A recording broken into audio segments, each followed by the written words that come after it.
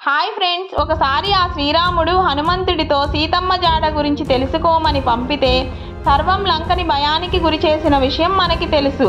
అయితే రామాయణం ముగిసిన తరువాత రాముడు తన అవతారాన్ని విడిచి శ్రీ మహావిష్ణువుగా ఉన్న సమయంలో లక్ష్మీదేవి శ్రీ మహావిష్ణువుతో ఇలా అంటుంది: ఓ ప్రభు, హనుమంతుడు మీ పరమ భక్తుడు మరియు స్నేహితుడు కదా. అయితే తనకి ఒక పరీక్ష పెడదాం. నేను సీతలాగా తనకి కనిపిస్తాను.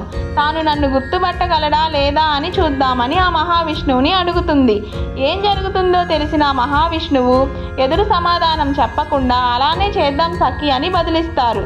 అయితే ఇంతలోనే గరుత్మంతుడు మరియు విష్ణు చక్రం ఇద్దరూ కలిసి ఆ మహావిష్ణువు దగ్గరకు వస్తారు. అయితే విష్ణు చక్రం ఇలా అంటుంది: నన్ను మించిన ఆయుధం ఈ సృష్టిలోనే లేదు అని. వెంటనే గరుత్మంతుడు కూడా నాకంటే వేగమైనది ఈ విశ్వంలోనే లేదు అని కొంచెం గర్వపడుతుంటారు. అయితే ఆ ముగ్గురి మాటలు విన్న మహావిష్ణువు వీళ్ళ ముగ్గురికి గుణపాఠం చెప్పాలి అని ఈ విధంగా చేస్తారు.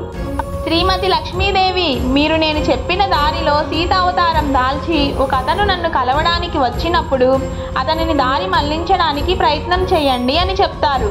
దానికి లక్ష్మీదేవి సరే అంటుంది. తర్వాత విష్ణు చక్రం దగ్గరకు వచ్చి నేను చాలా ముఖ్యమైన కార్యం చేయబోతున్నాను. నీవు ద్వారం వద్ద ఉండి ఎవరు వచ్చినా లోపలికి అనుమతించకు అని చెప్పగా విష్ణు చక్రం సరే ప్రభు అని గుమ్మం దగ్గరకు కాపలా కోసమని వెళ్తుంది. అయితే చివరిగా గరుత్మంతుడి దగ్గరకు వచ్చి నీవు వెళ్ళి హనుమంతుణ్ణి కలిసి నీ రాముడు నిన్ను పిలిచాడు అని చెప్పు. అయితే ఒక్కటి గుర్తుపెట్టుకో, నీవు తనకి చెప్పిన వెంటనే అక్కడ నుంచి బయలుదేరి హనుమంతుణ్ణి కంటే ముందే నా వద్దకు వచ్చి చెప్పాను అని సందేశం ఇవ్వమని చెప్పగా ఎంతో వేగంతో హనుమంతుడి దగ్గరకు వెళ్తారు.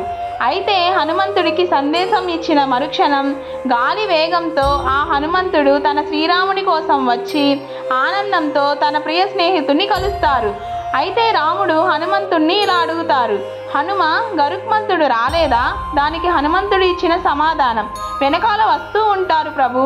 అయితే హనుమ, నిన్ను దారిలో ఎవరూ కలవలేదా? అయ్యో ప్రభు, ఎవరో ఒక దేవత సీతమ్మ వేషంలో నన్ను ఆపారు.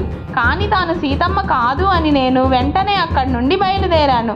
మరి హనుమ, నేను గుమ్మం దగ్గర విష్ణు చక్రాన్ని కాపలాగా పెడితే ఎలా దాటి రాగలిగావు?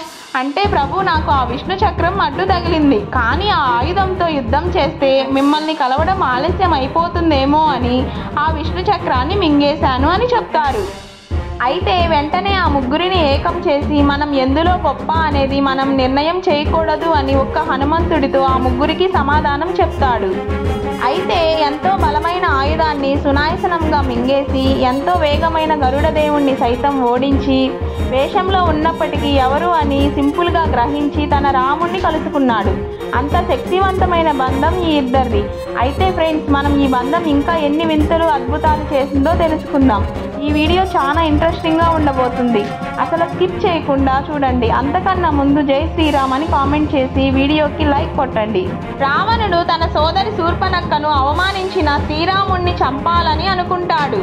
కానీ సీతాదేవి అందాన్ని చూసి రావణుడు సీతాదేవిని బందీగా తీసుకువెళ్ళాలని అనుకుంటాడు. కానీ రాముడు అరణ్యంలో ఉండడం వలన నేరుగా వెళ్ళలేక మాయా వ్యూహాన్ని రచించాడు. ఆ వ్యూహంలో మారీచుడు కీలక పాత్ర పోషించాడు.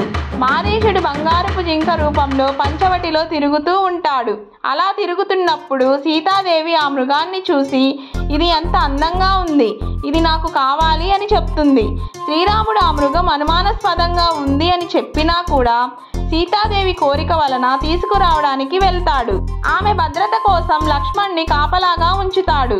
రాముడు బంగారపు జింకను వెంబడించి బాణంతో మోసగాడైన మారీచుణ్ణి అసలు రూపానికి మారుస్తాడు. అయితే మారీచుడు చనిపోయే ముందు రాముడి గొంతుతో గట్టిగా అరుస్తాడు: లక్ష్మణ, సీత, నన్ను రక్షించండి అంటూ కేకలు వేస్తాడు.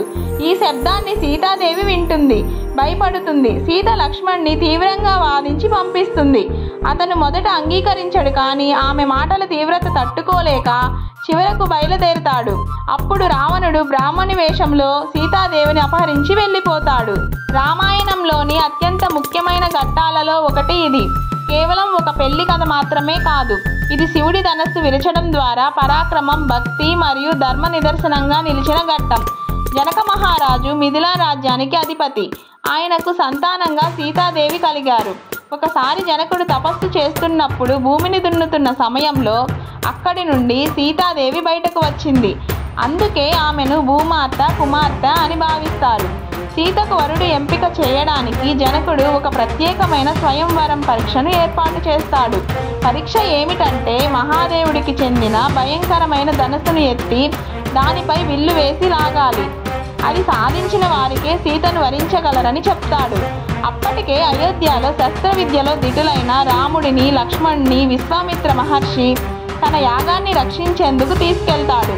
తర్వాత వారు మిథిలా నగరాన్ని చేరుకుంటారు. అక్కడ సీత స్వయంవరం ఘట్టం జరుగుతున్న సమయంలో ఈ వీరులు హాజరవుతారు. అయితే స్వయంవరం అనేక మంది రాజులు, రాక్షసులు దీన్ని ఎత్తేందుకు ఎంతోమంది ప్రయత్నిస్తారు. కానీ దాన్ని కదిలించలేకపోయారు.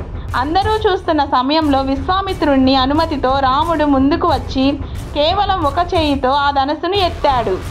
విష్ణువు యొక్క అవతారమైన రాముడికి శివధనుస్సు ఎత్తడం పెద్ద పని కాదు. అయితే ఆ ధనుస్సును ఎత్తి విల్లు విరిచి లాగిన సమయంలో ఆ ధనుస్సు 2 ముక్కలుగా విరిగిపోయింది. ఆ ధ్వనితో భూమి కంపించింది. ఈ ఘట్టంలో ప్రజలందరూ ఆశ్చర్యపోతారు. జనక మహారాజు ఆనందంతో మురిసిపోయి ఆయన వెంటనే ప్రకటించాడు, నా కుమార్తె సీత ఈ పరాక్రమశాలి రాముడికే వరమని చెప్తాడు. తర్వాత సీతాదేవి రాముని తన జీవిత భాగస్వామిగా ఎంపిక చేసుకుంది. అయితే ఈ ఘట్టం ద్వారా రాముడి యొక్క పరాక్రమాన్ని, దైవత్వాన్ని మనం గుర్తించాలి. శ్రీరాముడు వానరసేన సహాయంతో నిర్మించిన సముద్రపు వంతెనను రామసేతుగా పిలుస్తారు. శాస్త్రీయంగా దీనిని ఆడమ్స్ బ్రిడ్జ్ అని పిలుస్తారు. పురాణాల ప్రకారం రాముడు తన భార్య సీతను రావణుడు అపహరించిన తరువాత రాముడు కిష్కింధ రాష్ట్రానికి వచ్చి హనుమంతుడు, సుగ్రీవుడు, అంగదుడు, జాంబవంతుడు వంటి వానర వీరులతో పరిచయం కలిగించాడు.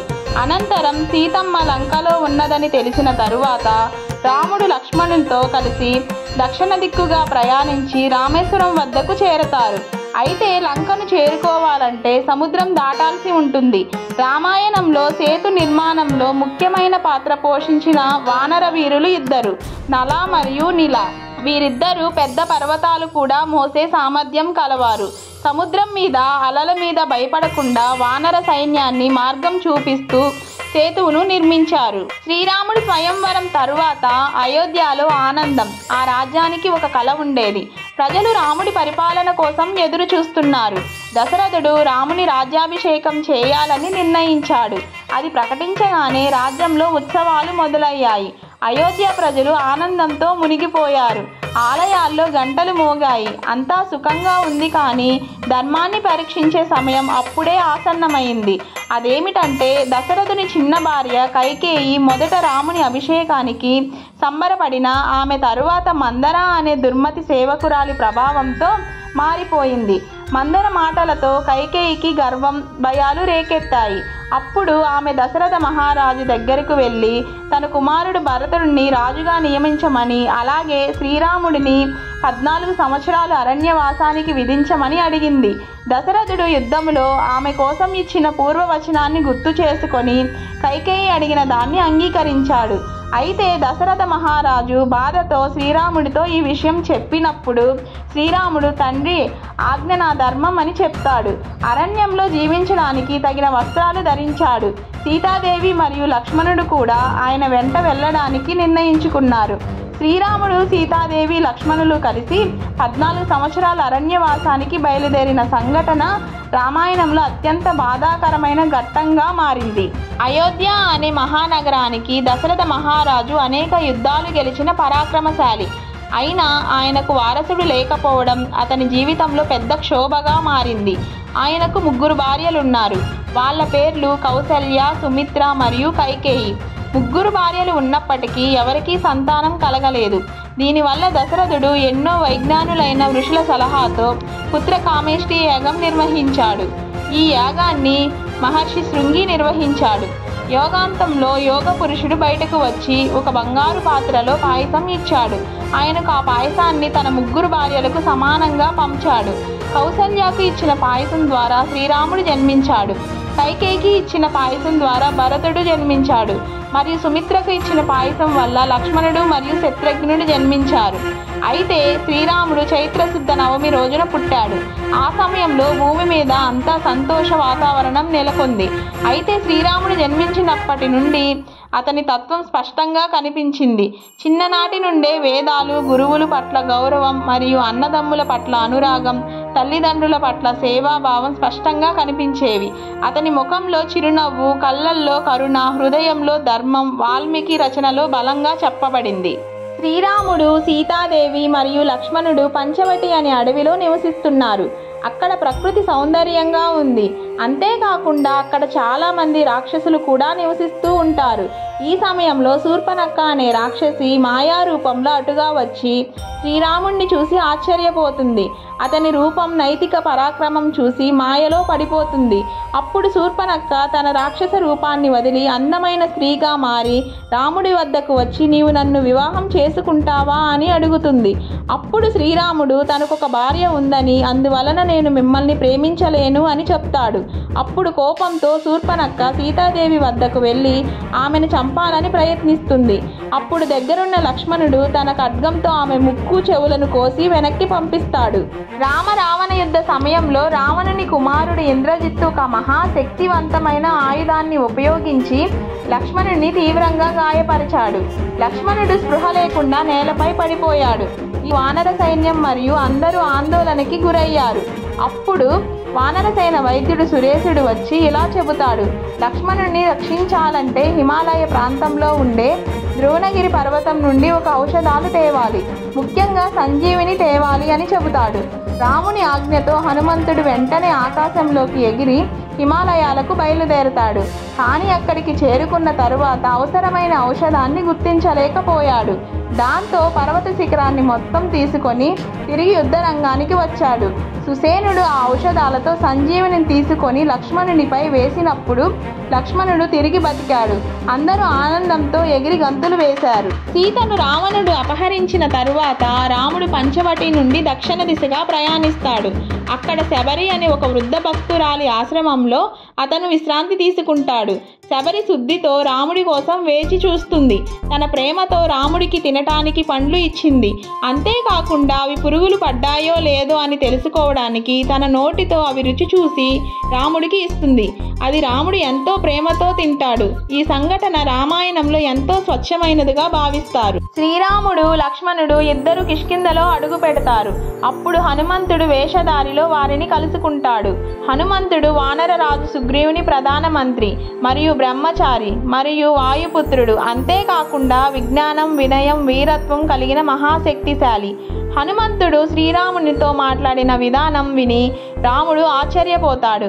హనుమంతుడు తన వేషాన్ని వదిలి రాముని ముందుకు వచ్చి నమస్కరిస్తాడు. శ్రీరాముడు హనుమంతుణ్ణి హృదయపూర్వకంగా ప్రశంసిస్తాడు.